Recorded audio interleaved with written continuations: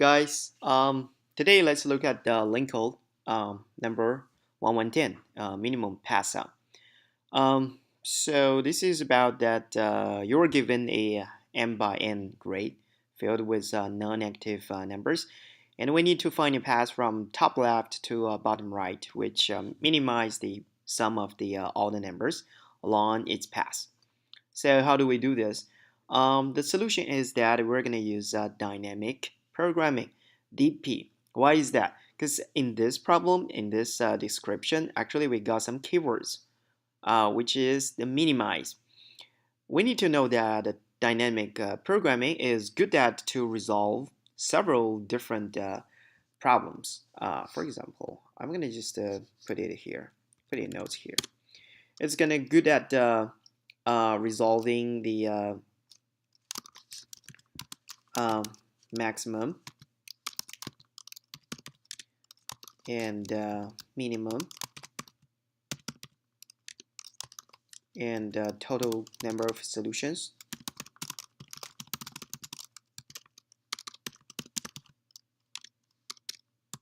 And also feasible or not.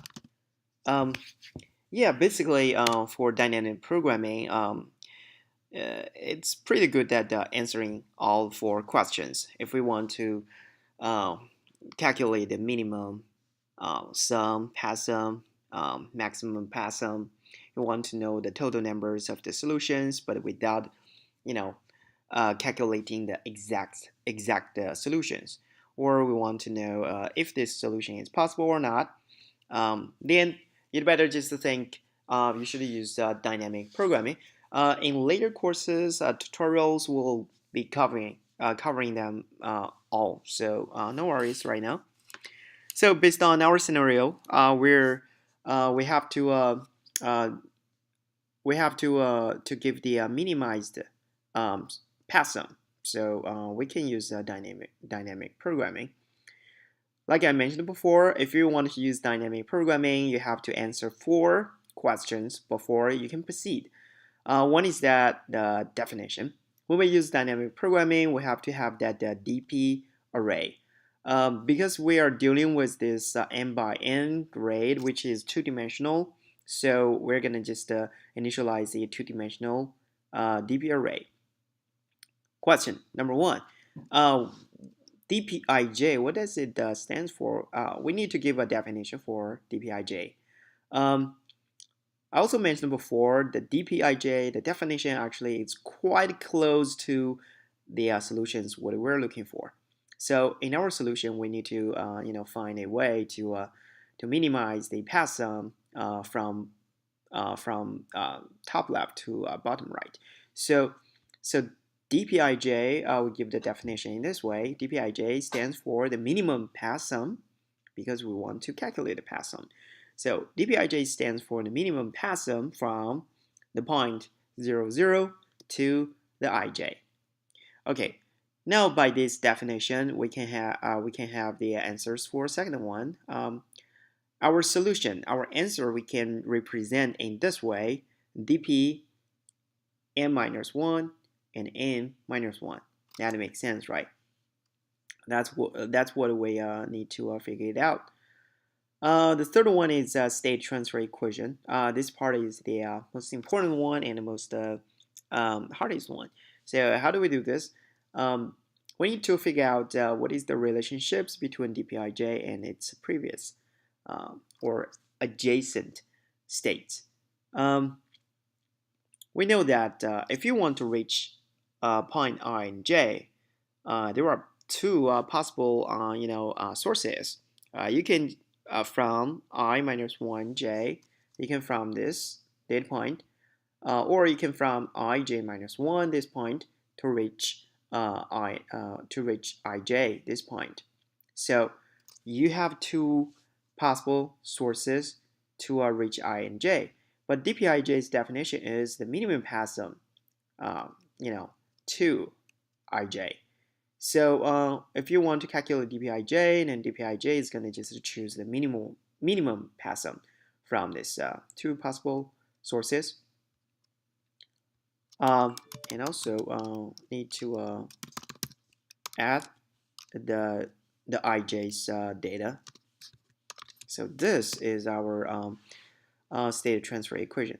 And also there's a note that you can only just move either down or right at any time.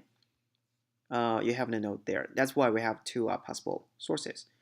Alright, so the first one will be initialization, because you can see that in our state transfer equation, we're gonna have to use the previous states like I minus 1. We have to use the previous states j minus 1.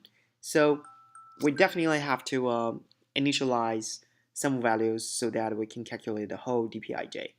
Like I mentioned before, for this two-dimensional dpij, we always just initialize the first column, column 0 and row 0.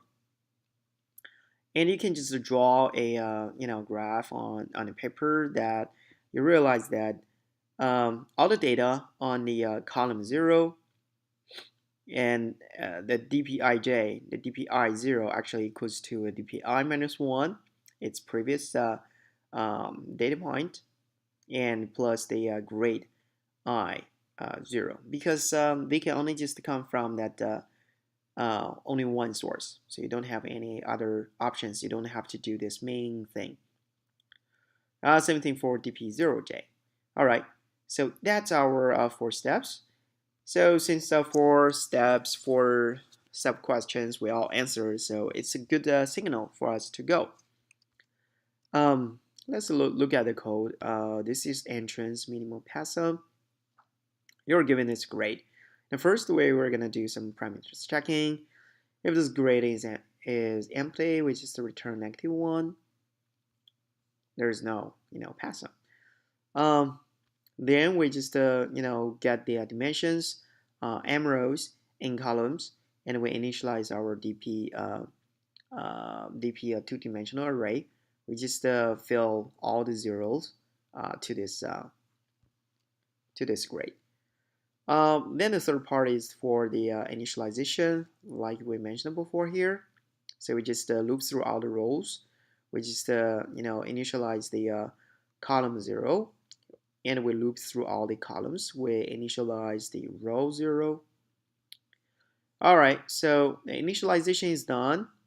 Since we just initialize the column 0 and row 0, so the next we're going to just use 2 nested for loops to calculate the dpij, the whole dp array, and we start from 1 because 0 already initialized. And the state transfer equation actually is from here. So dp row column, we're going to just take the minimum of its 2 possible incoming sources, and we plus the current value, grade row column. So once this is done, the dp array is just fully calculated. We just return the dp m minus 1, n minus 1. So that's our answer. All right, so let's try the code. All right, so looks great. So yeah, that's today's code, and thanks for watching. I see you in next tutorial. Thanks. Bye.